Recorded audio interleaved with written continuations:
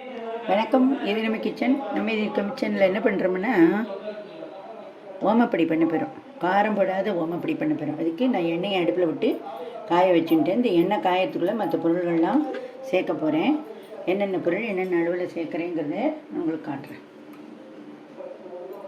இப்போது கடலை மாவு நீங்கள் எதில் வேணாலும் எடுத்துக்கலாம். பாத்திரம், டவரை, கப்பு, கரண்டி, அதுமாரி உங்களுடைய சௌரியம். இதுன்னு நான் 2 கடலை மாவு எடுத்துக்கிறேன்.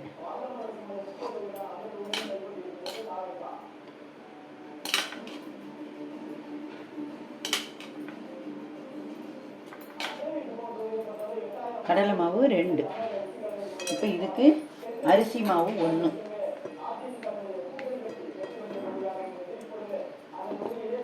அரிசி மாவு 1.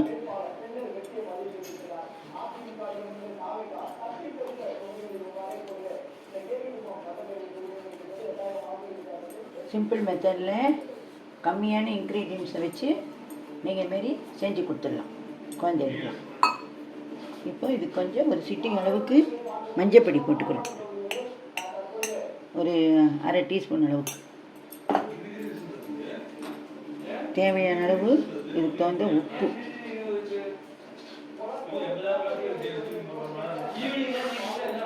இப்போ எண்ணெய் இதில் ஒரு 2 டேபிள் ஸ்பூன் அளவுக்கு எண்ணெய்.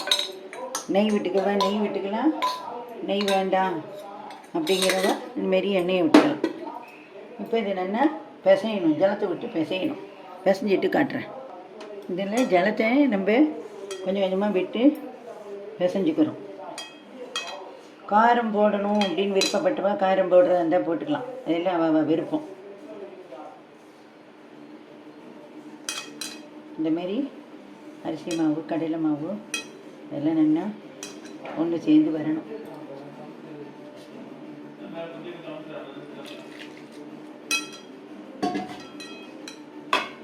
இதில் இந்த பட்சணங்கள்லாம் நீங்கள் தெரிஞ்சு வச்சுக்கிட்டீங்கன்னா கடையில் வாங்கணுங்கிறது கிடையாது. நம்ம எப்போ ஃப்ரீயாக இருக்குமோ அப்போ கொஞ்சம் கொஞ்சமாக ஃப்ரெஷ்ஷாக பண்ணி கூட குழந்தைகளுக்கெலாம் கொடுக்கலாம்.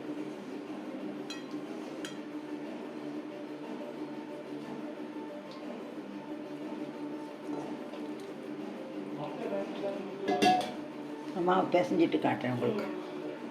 இப்போ மாவு நம்ம நல்லா பிசைஞ்சிட்டோம். இல்லை கையில் ஒட்டாமல் இந்த அளவு பிசைஞ்சாச்சு. இப்போ இந்தமாரி குழலில் எண்ணெயை தடவி ரெடி பண்ணி வச்சுக்கோங்க.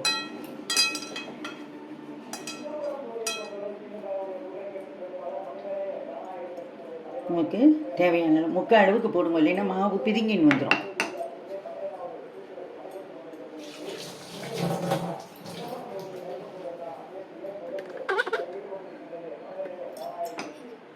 இந்தமாரி வச்சு ஒன்றுக்குள்ள வச்சா ஒன்று அடுப்பை பெருசாக வச்சுட்டு இப்போ புழிய வேண்டியதான்.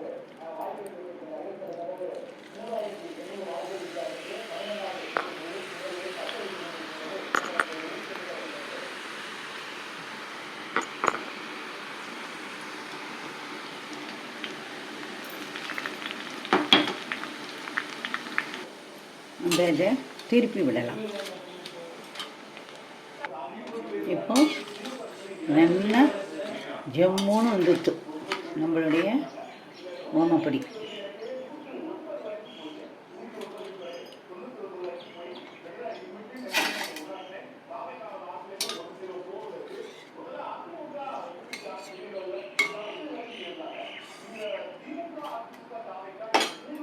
இப்போ நான் இன்னொன்று புழிஞ்சு காட்டுறேன்.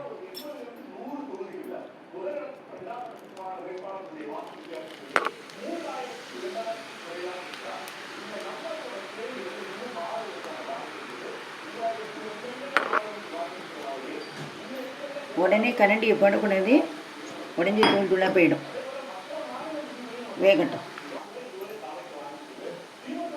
இப்போ இதை நம்ம நல்லா வெந்திருக்கு பற்றியில் அப்படி திருப்பி விடணும். இப்போ நம்மளது 2வது ரெடி ஆயிடுச்சு.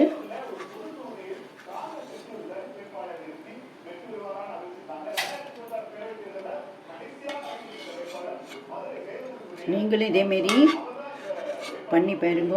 ரொம்ப நல்லா வரும். உங்கள் ஃபீட்பேக் என்னங்கிறத சொல்லுங்க. ஷேர் பண்ணுங்க, லைக் பண்ணுங்க, கமெண்ட் பண்ணுங்க. நன்றி, வணக்கம்.